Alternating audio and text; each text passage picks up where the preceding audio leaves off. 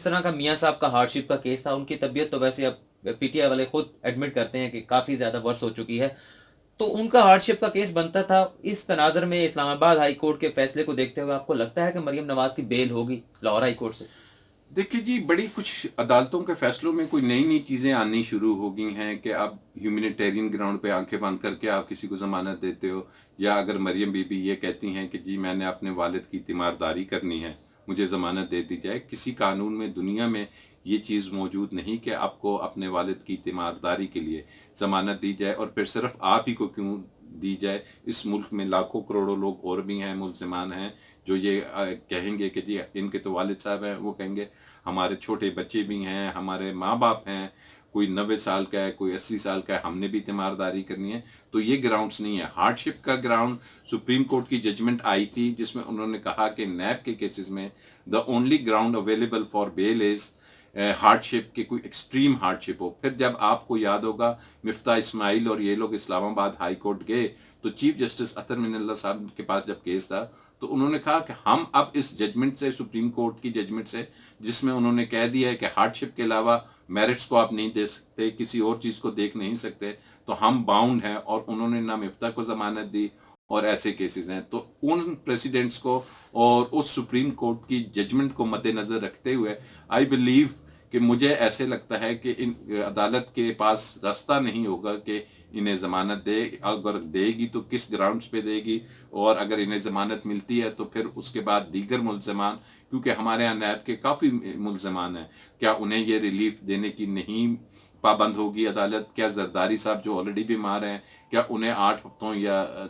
6 हफ्तों का उन्हें भी ट्रीटमेंट के लिए क्या रिलीफ नहीं दिया जाएगा? तो ये वो तमाम चीज़ें जो अभी वाज़ेह होंगी। मौलाना फजल रहमान का धरना जोरों शोर के साथ लाहौर पहुंच चुका है। कहीं उन्हें रास्ते में रुकावट का सामना नहीं करना पड़ा। वो कहते हैं इस्तीफा लेना है इमरान खान का और नए इलेक्शन करवाने। कामयाब होंगे मौलाना फजल रहमान? देखिए, इस मुल्क में अगर हम देखें तो आप प्रिडिक्ट कुछ चीज़ों को नहीं कर सकते कि कामयाब होंगे नहीं होंगे। बात ये है कि इस्तीफ़ा या गवर्नमेंट को अगर वाक़ई ही उनके साथ पाकिस्तान पीपल्स पार्टी भी है, उनके साथ बज़ाहिर नून लीग भी है, और अगर ये तमाम जो पार्टीज़ हैं, ये अगर वाक़ई ही इमरान खान को हटाना चाहते हैं, तो जो कानूनी तरीक़ेकार मौजूद है, वो तो है कि आप वोट ऑफ नो कॉन्फिडेंस ले आइए असेंबली में, और बड़ी थिन बॉर्डर लाइन है अक्सरियत की, 4 5 8 आदमी की, तो आप वहाँ एफर्ट करें, चेंज कर दें। फिर वो कहते हैं कि जी नहीं, ये इलेक्शन रिग्ड थे, हम इन इलेक्शंस को नहीं मानते। फजलुर रहमान तो ये कह रहा है। तो अगर इलेक्शन रिग्ड है और ये दो पार्टियां उसकी सपोर्ट करती हैं, तो फिर सबसे आसान तरीका है कि नून लीग की इतनी ज्यादा सीटें हैं, पीपल्स पार्टी की हैं, फजलुर रहमान की अपनी है, उसका अपना बेटा है, भाई है, ये सब रिजाइन दे दें, तो आपकी असम्बलियां खुद ब खुद डिजॉल्व होती हुई नजर आ जाएंगी। लेकिन अगर ये रास्ता अपनाया गया कि खुदा न खास्ता इस मुल्क में कोई लाकानूनियत की बात हो गई, कोई कानून को हाथ में ले लिया, जैसे कि मैं इस डिसीजन को नहीं समझ सका कि इस्लामाबाद की इतनी इंपॉर्टेंट जगह पे, जहाँ पे मुख्तलिफ रूट्स हैं, आपने ला के उनको बिठा दिया है, और उसके बाद जो उनकी फोर्स है, अगर वो इस्लामाबाद से डी चौक की तरफ या कॉन्स्टिट्यूशन एवेन्यू की तरफ जाना चाहेगी, तो मुझे लगता है कि माँ सिवाय आर्मी के उनको कोई रोक नहीं पाएगा। क्योंकि इस मॉब को रोकने के लिए आपके पास दो ही चीज़ें होती हैं। आपको जब ये नज़र आएगा कि एक 20 आदमी उनके मिल के आराम से, ये जो आपको कंटेनर्स नज़र आ रहे हैं ना, इन्हें हटाना हमने देखा है, कोई बड़ी बात नहीं है। 20-25 आदमी इसको पुश करते हैं, ये हट जाता है। कंटेनर हटेगा, लोग मूव करेंगे, तो या तो आप उनको कहें कि जी ठीक है, आ जाएं, बैठ जाएं।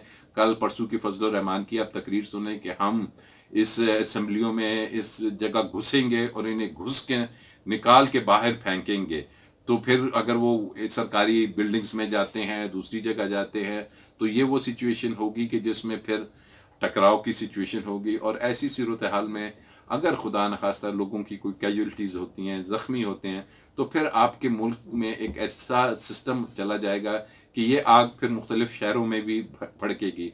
तो इससे जो हमारे मुल्क के दुश्मन हैं, जो इंडिया चाहता है, जो अफगानिस्तान बैठा हुआ है, वो ये चाह रहे हैं कि पाकिस्तान, जो कि अब एक ऐसे रास्ते की तरफ गामजन था कि जहां लॉन्ग टर्म में आपकी इकोनॉमी ने बेहतर होना था, आपके फॉरेन रिलेशंस डेवलप हो रहे हैं, एक पॉलिसी बन रही है, तो उससे नुकसान होगा ओवरऑल कंट्री को। मौलाना साहब ने अभी तक अपने कार्ड्स नहीं शो किए, नहीं बताया कि वो धरना देंगे और धरना कितने दिन का होगा।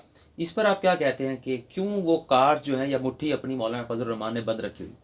देखिए, फजलुर रहमान ने वो मुट्ठी इसलिए बंद रखी है कि सबसे पहले फजलुर रहमान तो ये देखेगा वो कितने बंदे लेके इस्लामाबाद आ जाते हैं। अगर वाकई ही इतना अफराद आ जाते हैं तो फिर वो उसके पास बड़ा आसान सा तरीका है, वो कहेगा कि जी जब मॉब आ गया है तो अब फैसला वो कहेगा कि जी ये अवाम करेगी, ये डिसीजन लेगी। क्योंकि अगर वो पहले से ही कोई चीज़ ऐलान कर देते हैं तो फिर उससे हटना मुश्किल। वो कहेगा कि जी ठीक है, कफ़ायतुल्लाह को आपने नहीं छोड़ा, हमदुल्ला के साथ ऐसे कर लिया, फलाने के साथ ये कर लिया।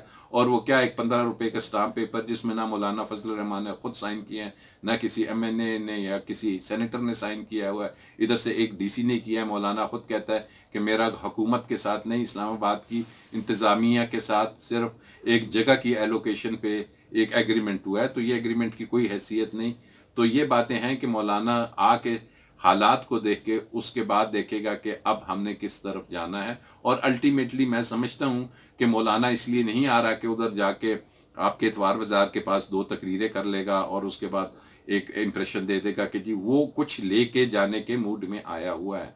क्योंकि उसकी सियासत जो सी है, अगर यहाँ से कुछ हासिल नहीं करता और वापस जाता है तो ऑलरेडी लोग उससे हट चुके हैं, 2% वोट मिले हैं इस पार्टी को, तो फिर वो सियासी तौर पे बिल्कुल ख़त्म हो जाएगा।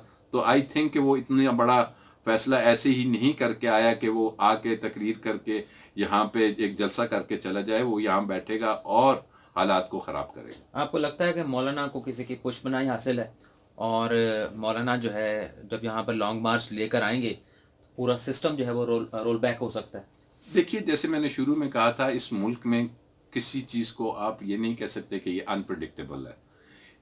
कुछ भी हो सकता है, क्योंकि सिस्टम को आपने देखना है कि ये सिस्टम अगर पहले ही आपकी इकोनॉमी की इश्यूज हैं, पहले ही आपके ये इश्यूज आ रहे हैं कि आपका जो पार्लियामेंट है वो पार्लियामेंट टोटल फेलियर बन चुका है। हमने देखा पिछले 15 महीनों में कि पार्लियामेंट की क्या परफॉर्मेंस है। ये पार्लियामेंटेरियंस क्या करते हैं, ये वही काम करते हैं कि अपने केसेस की बात करते हैं पार्लियामेंट में आके, या एक दूसरे के ऊपर गंद उछालते हैं। और उसके बाद हम देखते हैं हमारे अदारे देख लें आप, हमारे अदारों में जो अदलिया है वो भी एक कोई इतना एक कमज़ोर अदालती सिस्टम है और लीगल सिस्टम है। आप देख लें, एहतसाब के अदारे को देख लें, दूसरे स्टेट बैंक को देख लें, तो ये जो अदारे हैं इनकी भी वो परफॉर्मेंस नहीं, जब आपके पार्लियामेंट की नहीं, आपका ये जो सिस्टम है ना, अब इसमें बहुत सी ओवरहॉलिंग की भी ज़रूरत है कि ये सिस्टम कुछ डिलीवर कर सके। क्योंकि वो डिलीवरेंस का इशू है कि अदारों ने मजबूत होना है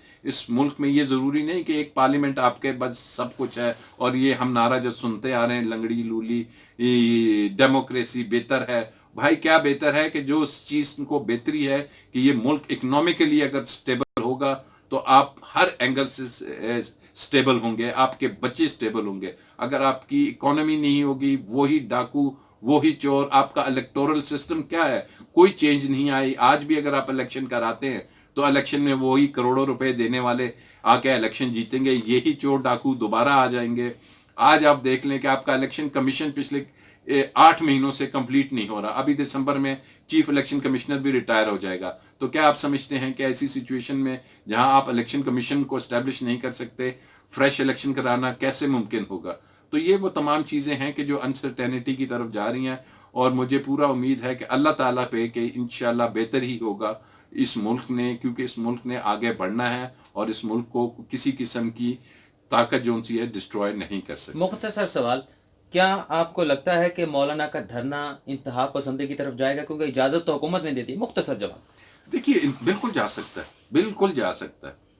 अच्छा। आप उनका देख लेना कि जिस अंदाज से जो आपको फीडबैक मिल रही होगी कि जिन लोगों को वो मोटिवेट करके ला रहे हैं वो किस बात पे क्या नारे लगवा रहे हैं। कहीं उन्हें ये नहीं कह रहे कि जी बिजली गैस महंगी हो गई है तो हम जा रहे हैं इस्लामाबाद, कहीं ये नहीं कह रहे। वो तो मजहबी कार्ड ही इस्तेमाल करते हुए ला रहे हैं और ये मजहबी कार्ड बहुत डेंजरस है। फैटिफ में आप फंसे हुए हैं, आप इंटरनेशनली दुनिया को बता रहे हैं कि इस मुल्क में ये मदरसा सिस्टम, इस मुल्क में जो इस किस्म के हैं लोग, हम एक उनको छत के नीचे ला रहे हैं, उनको ये ला रहे हैं कि कौमी धारे में वो आएँ और वो दीन की तालीम के साथ साथ दुनियावी तालीम भी रखें ताकि वो आगे अदारों में आके इस मुल्क की खिदमत कर सकें।